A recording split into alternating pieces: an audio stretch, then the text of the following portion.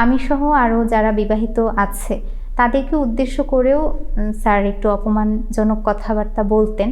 যে শিক্ষক ছিলেন তিনি নিকাব পরাটা পছন্দ করেন না।